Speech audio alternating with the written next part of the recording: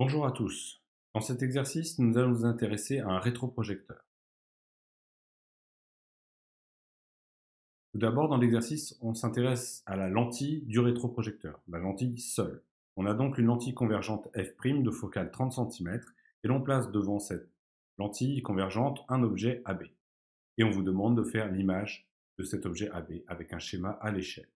Le schéma ici est à l'échelle, donc je vais tracer deux rayons. Le rayon qui passe par le centre et qui n'est pas dévié, et le rayon parallèle axe optique qui va passer par le foyer image f' et qui va me donner la position de l'image B'. On a donc une image qui se forme ici. On peut vérifier cette construction à partir de la formule de conjugaison de Descartes, 1 sur OA' moins 1 sur OA égale 1 sur F'. On va donc isoler OA', ce que l'on cherche. On obtient OA' égale F'OA sur F' plus OA. Et avec l'application numérique, on s'aperçoit qu'on obtient 90 cm. C'est-à-dire que cette distance-là entre O et A' est deux fois plus grande que la distance entre O et A. On vous demande de calculer l'image A'B'. En fait, c'est une question cachée pour calculer le grandissement.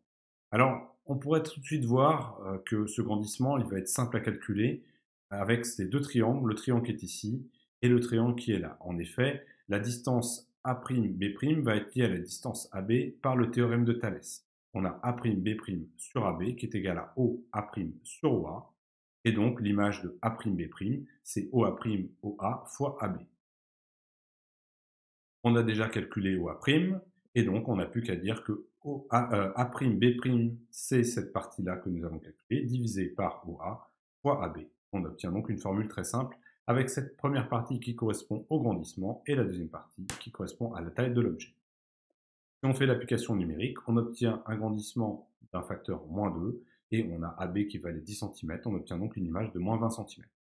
Alors en fait, on le voit tout de suite, si la distance ici est deux fois plus grande que celle-là, comme l'angle ici est le même que celui-ci, et ben, l'image va être deux fois plus grande que celle-là. Et l'image, on voit bien qu'elle est inversée, elle est vers le bas. Dans la troisième partie, on place un miroir à 45 cm derrière la lentille et incliné de 45 degrés.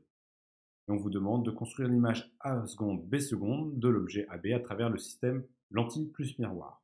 Donc on a déjà fait l'image de AB par la lentille. On va donc maintenant faire l'image de cette image par le miroir plan. Pour faire l'image par un miroir plan, il faut chercher le symétrique orthogonal de notre objet. On va donc tracer une ligne orthogonale à notre miroir plan en prolongeant notre miroir plan ici et chercher l'image de A seconde telle que la distance qui est ici soit égale à la distance qui est là. Un miroir orthogonal tout simplement. Alors on peut s'aider d'une façon très simple.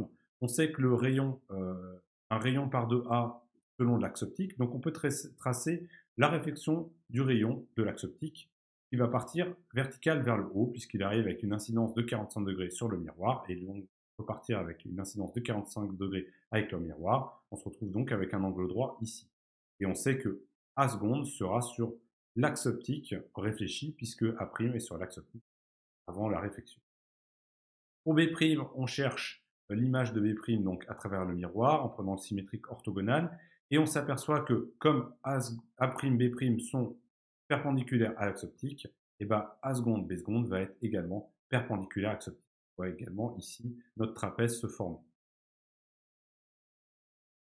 Alors en ce qui concerne les rayons, maintenant tous les rayons qui partent de B vont donc taper dans la lentille. Ils vont donc, une fois tapés dans la lentille, converger vers B', mais ils vont taper dans le miroir et au moment où ils vont taper dans le miroir, ils vont partir vers B seconde. Là, ici, le tracé complet des deux rayons. On arrive donc à la quatrième partie où nous allons nous intéresser au rétroprojecteur complet. Donc c'est le système que nous venons de monter avec une lentille et un miroir. On va donc maintenant appeler la distance entre l'objet et la lentille petit l, la distance entre la lentille et le miroir petit d, la distance entre notre miroir grand D. Et ce que l'on voit tout de suite, c'est qu'en raison de la symétrie, puisqu'on a un miroir à 45 degrés, on retrouve ici la distance grand D.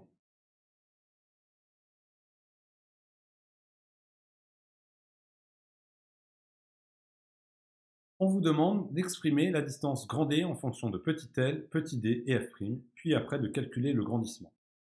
Alors, comme on a vu, la distance finalement ici, grand D, on la retrouve ici. Donc, OA', c'est D plus grand D. On a donc montré que OA' était égal à D plus grand D, très bien. Et on sait que OA', c'est F'OA sur F' plus OA, ce qu'on a démontré précédemment. Donc, on en déduit que ça, c'est égal à petit d plus grand D. Et on voit que OA, c'est la distance L, mais la mesure algébrique OA, c'est donc moins L. On remplace donc OA par moins L et on obtient cette formule. Cette formule, on va la mettre de côté.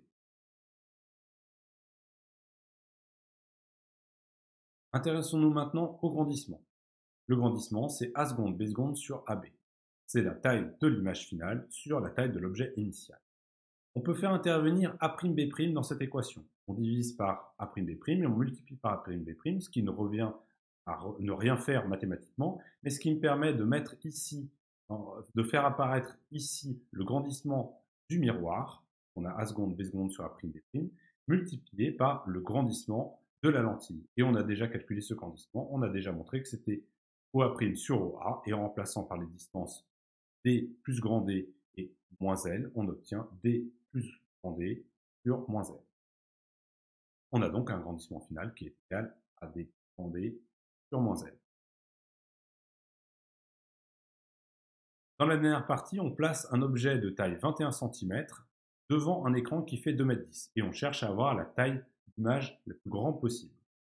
On veut donc un grandissement de 10 et en réalité on veut un grandissement de moins 10 puisqu'on a vu que l'image était inversée. On a donc finalement que D plus grand D est égal à moins gamma L, et donc moins 10 fois L.